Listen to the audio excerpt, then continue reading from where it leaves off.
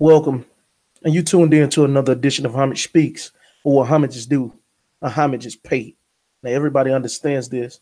Tom Brady is going to go down as one of the top five quarterbacks to ever play the position.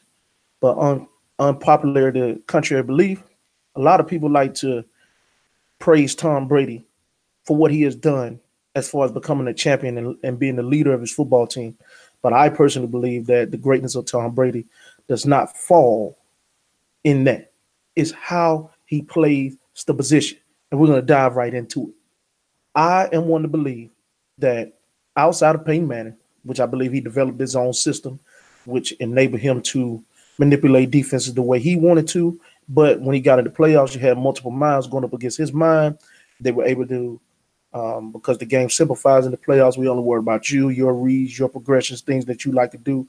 We can focus and build a game plan to stop you. More coaching staffs were more successful in shutting down Peyton Manning in the postseason than he was of defeating them in the postseason. With that being said, I would like to engage in what makes Tom Brady great. What makes Tom Brady great is that Tom Brady is able to get rid of the football and make his decisions so fast.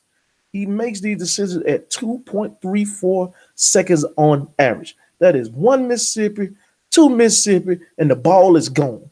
The reason why he's able to do this is from the simple fact of the way they run their offense, which brings me to the importance of one, Julian Edelman. Julian Edelman displayed last night why he's important to that offense. On third down, look, we know who the top receivers in the game is. No order, Julio, Odell, AB, Jarvis Lynch, AJ Green, DeAndre Hopkins, Mike Evans, Michael Thomas, Keenan Allen. Those guys are amazing. But what Julian Edelman is, he has to arguably be the number one slot receiver in the NFL. He makes the offense go. Him and the running back out the backfield are the key components and have been the key components in in the New England offense since Tom Brady has taken over the helm. I don't know if y'all remember, but the running back used to be Kevin Falk, brother of Hall of Famer Marshall Falk. Then after he left, then they replaced him with backs like Shane Vereen. Now you got James White doing that same role. Prior to Julian Edelman, that guy was Troy Brown. Now Julian Edelman is in that exact same role. They would line him up in the slot. They would get him in mismatches. They would move him around just so he can be put in a position to where he can win one-on-one matchups. This guy does this every single time. He's going to win. Whether it's a check with me, it's an option. He's always in the right spot at the right time. Tom Brady's know what he's going to be, and he's going to give the football. And because of what the attention that he brings to the table, then you got Gronkowski on the other side. Imagine when they was running double tight when they had Aaron Hernandez and rest in peace to Aaron Hernandez and Gronkowski with Edelman underneath. Oh my goodness, it's just amazing what he can do in the slot position. They have a tendency to move him around, get him on the matchup that he want. He's also able to capitalize on his free releases. He gets free releases, and he's able to get that one step on you, and that's all he needs. I also feel like that because he understands what quarterbacks are looking for, because he played quarterback all the way up to the NFL of his life. So he understands tendencies, he understands route concepts, he understands exactly where throws are supposed to be. So because he understands that, then therefore he comes more of an asset for Tom Brady. Just go back and look at the footage. Go back and look at the film. Every time you see 1-1 in a third down and short situation, they come into him. Last year and years prior, they had him and Danny Amendola doing that. I don't know if people remember, Danny Amendola and Wes Welker was in that slot. And the next thing you know, Edelman comes and he took that position to a whole nother level. Tom Brady can always depend on his guy, Julian Edelman, to get open. Now, make no mistake about it. We all know that the NFL is a marathon, not a sprint. At the beginning of the season, the Patriots and Tom Brady made it clear we need some wideouts. Julian Edelman came back by week 4. They've added Cordell Patterson. They've added Philip Dorsett. They're getting Sonny Michel acclimated. This offense, and they just added Josh Gordon, along with Gronkowski and Julian Edelman coming back.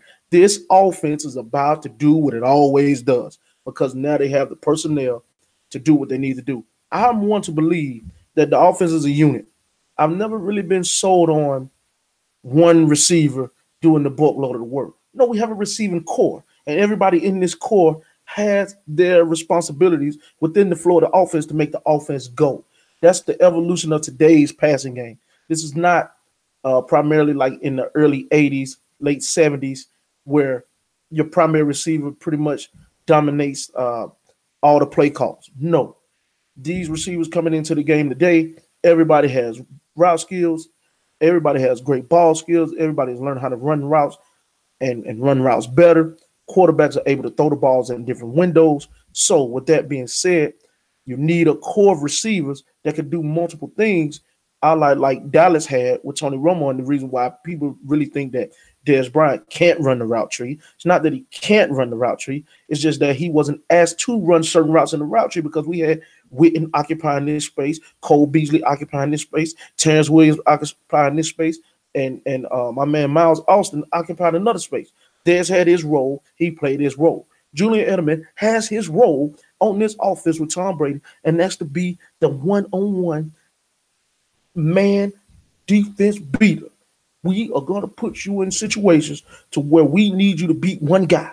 And he has consistently beat one guy, which is why I believe that he's the number one slot receiver in football over the Tom. Homage is due to the great Tom Brady. Tom Brady has did something that only 3 players have done and looked like Drew Brees is going to become the 4th. He has thrown 500 touchdown passes to 71 different people. Only people in that same conversation, Steve DeBerg, Vinny Testaverde, who record he just broke, and Drew Brees sitting at number 58. What we have to understand is that Tom Brady is a student of the game of football. It's no coverage that he hasn't seen that you could throw at him. The way he beats you is dink and dunk. That's what they call it. But I call it execution. He is the judge, jury, and executioner of that offense.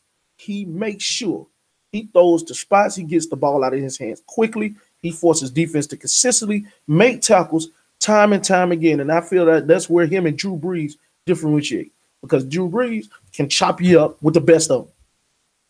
Arguably more accurately than Tom Brady does. And Tom Brady does this at an elite level.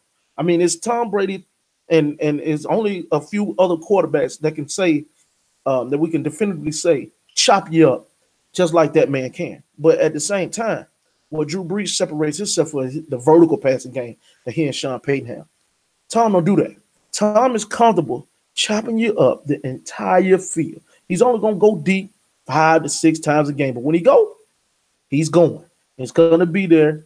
Coverage is going to dictate it. And he's going to connect on that pass. But 9 times out of 10, he's going short. Last night, he threw the ball 44 times. He completed 34 balls. 25 of those balls, 25 to 26 of those balls were under 5 yards or less. He gives the ball to his receivers. He allows his receivers to make plays. That's the way Tom Brady has amassed to 500 touchdown passes and one of the most elite quarterbacks to ever play the game. Not by the way he leads his team and becomes a champion, because I ultimately believe that's a team award, but it's what he does with his presence on the field and how he can plug and play with anybody out there in the wide receiver, anybody out there in his skill positions, and you go to the spot, he's going to make sure you get the ball. All you got to do is be at the spot, and the ball is going to be coming to you. And with that being said, y'all have to understand that Tom Brady is the GOAT. He's not the GOAT in my opinion. I believe that is Drew Brees. But arguably Tom Brady is the GOAT, but it's not for the reasons that you want to harp on. The reason why Tom Brady is the GOAT again is because he has single-handedly gave people who believe that they couldn't make it, the scouts told them that they wasn't good enough. You can do it. You have to work hard and you have to seize and take advantage of every opportunity that you have. Drew Bledsoe went down. Tom Brady has not looked back. He has gotten better and better and better at the position as time goes on. And that's the epitome of his greatness. And with that being said, this marks another edition of Homage Speaks.